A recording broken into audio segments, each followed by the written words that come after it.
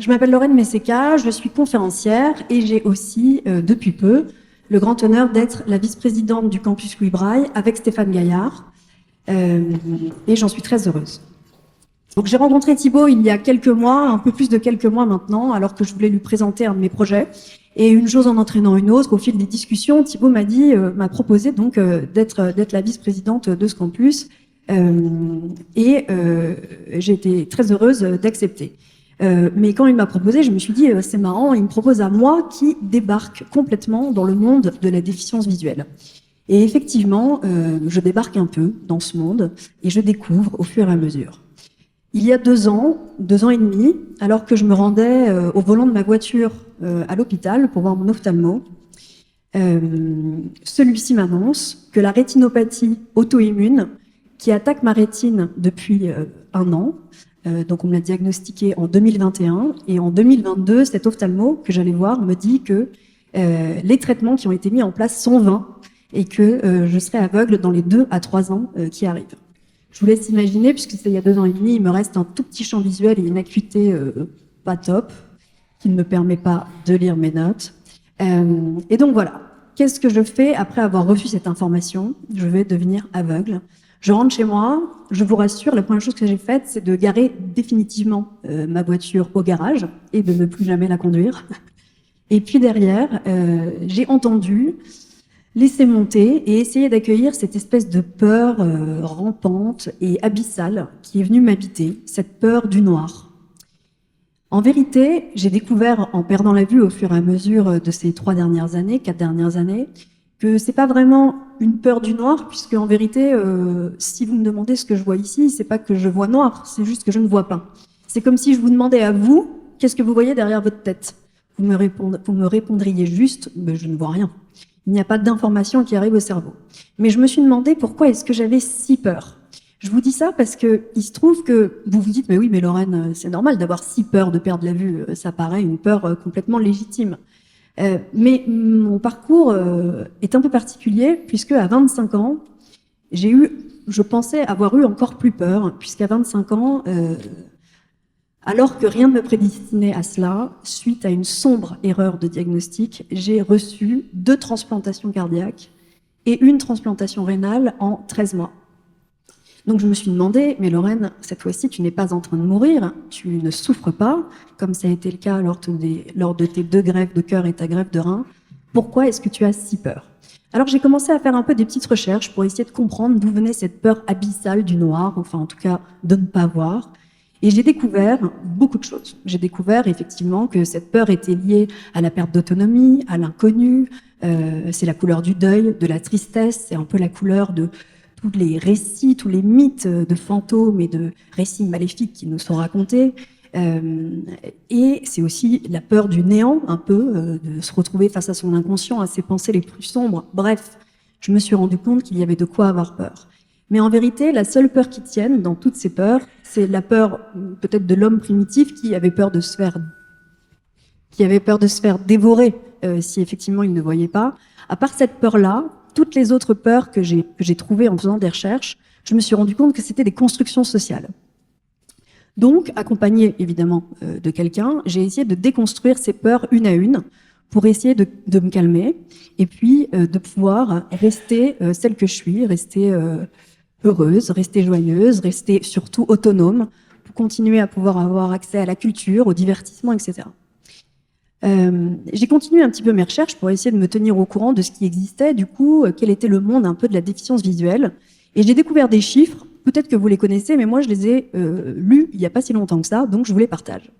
J'ai découvert qu'il y avait... Non, définitivement pas. 22. Qu'il y avait 2,2... Ah non. Ah ouais, eh non, ce n'est pas ça. Non plus, j'arrive pas à lire. 2,2 millions donc, de personnes malvoyantes et non-voyantes en France. Parmi elles, il y a 980 000 personnes qui sont malvoyantes de modéré à sévère, c'est comme ça qu'ils le décrivent, et 207 000 personnes qui sont aveugles et malvoyants profonds. Parmi eux, j'ai été très rassurée de voir que je n'étais pas seule et qu'il y avait 67% de ces personnes, donc non-voyantes et malvoyantes, qui perdaient la vue au cours de leur vie. Donc ça, c'est un chiffre qui est moins rassurant pour vous, Mais il était rassurant pour moi de me dire que je n'étais pas seule à perdre la vue au cours de ma vie. Et puis, j'ai continué un peu mes recherches. Et puis, je suis tombée sur un chiffre qui, cette fois-ci, m'a beaucoup alertée, voire un peu choquée. Je suis tombée sur un chiffre qui est ressorti dans plusieurs articles que je lisais. Et j'ai lu qu'il y avait 50% de toutes ces personnes, des 2,8 millions de personnes, enfin 50% de la population active des malvoyants qui étaient au chômage. Je me suis dit quand même, 50% des personnes non-voyantes et malvoyantes au chômage, ça fait quand même beaucoup. Je suis allée regarder le pourcentage de la population active au chômage, et là j'ai vu que c'était donc 7,3%. Et je me suis dit, mais Lorraine, c'est toi qui vis dans un monde parallèle. En fait, les personnes en situation de handicap, ce que j'étais quand même depuis l'âge de mes 25 ans en étant transplantée, sont très mal loties sur le marché de l'emploi. Tu es à côté de la plaque. Donc j'ai été voir quel était le pourcentage, le pourcentage de chômage chez les personnes en situation de handicap. Et j'ai trouvé un pourcentage de 12%. Bon, c'est quand même plus que la population active, mais c'est pas 50%. Il y a quand même un delta immense entre 50%, 7,3% de la population active et 12% des personnes handicapées. Et là, je me suis dit, mais c'est pas normal, qu'est-ce qui se passe? Et puis, je suis tombée sur d'autres chiffres encore qui m'ont encore choquée. Est-ce que vous saviez qu'il y a seulement 10% des sites internet qui sont accessibles pour les personnes déficientes visuelles, seulement 6% des livres qui sont traduites, 4% des émissions télévisées et 100 films sur 500 accessibles en audiodescription. Donc je me suis dit, ah oui, il y a quand même du boulot. Et donc je me suis dit, mais ok, je comprends que peut-être que c'est pas complètement stratégique d'investir dans la déficience visuelle et dans la recherche et l'innovation autour de la déficience visuelle. Alors je suis allée faire d'autres recherches en me disant, mais bon, les gens agissent par philanthropie et c'est parfait, mais si jamais il peut y avoir un peu de retour sur investissement, c'est quand même mieux. Et là, en fait, je me suis rendu compte que, bah si, investir dans la recherche et l'innovation autour de la déficience visuelle, c'est entièrement et complètement stratégique. Aujourd'hui, il y a une personne sur 11 qui est âgée de plus de 65 ans dans le monde. Sachez qu'en 2050, il y aura une personne sur 6 qui sera âgée de plus de 65 ans dans le monde. Il se trouve également que 81% des déficients visuels ont 50 ans et plus. Je vous laisse faire le lien. Donc l'OMS estime qu'il y aura 600 millions de déficients visuels dans le monde en 2050. Donc si c'est pas un marché, je sais pas ce que... Et puis, du coup, j'ai continué à regarder pour essayer de trouver des arguments et de me dire en quoi est-ce que c'est stratégique. Et j'ai réalisé qu'en fait, d'un point de vue économique, la perte en attendez, c'est rigolo. La perte en ah, c'est pas facile, hein, franchement, de pas avoir ces notes. La perte en pouvoir d'achat et en productivité des déficients visuels est énorme. J'ai pas trouvé de chiffres pour la France, mais aux États-Unis, c'est 411 milliards de dollars perdus. J'ai également discuté avec un ami hier qui me disait qu'il y avait 20% de pertes de parts de marché, enfin de pertes économiques sur l'hôtellerie, la restauration et les commerces de proximité à cause d'inaccessibilité. C'est quand même dommage. Donc, d'un point de vue économique, c'est également stratégique. Et puis, d'un point de vue de la recherche et de l'innovation, c'est également stratégique parce que, en fait, on fait se rencontrer des disciplines. Il y a vraiment une recherche qui est interdisciplinaire et ça, normalement, ça donne des fruits merveilleux.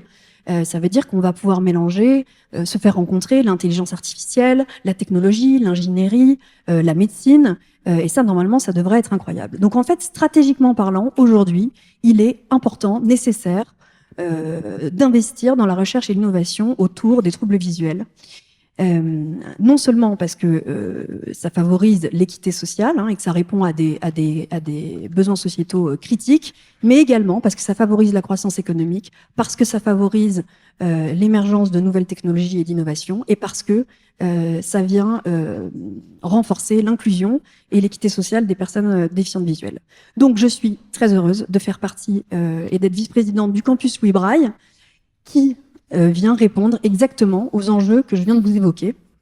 Voilà, donc je vous donne rendez-vous dans un an. Je crois que Thibaut a déjà fixé une date pour qu'on puisse voir ensemble quels sont les fruits qui auront émergé de ce campus et aussi possiblement d'en bénéficier personnellement. Ça serait top. Voilà, merci beaucoup.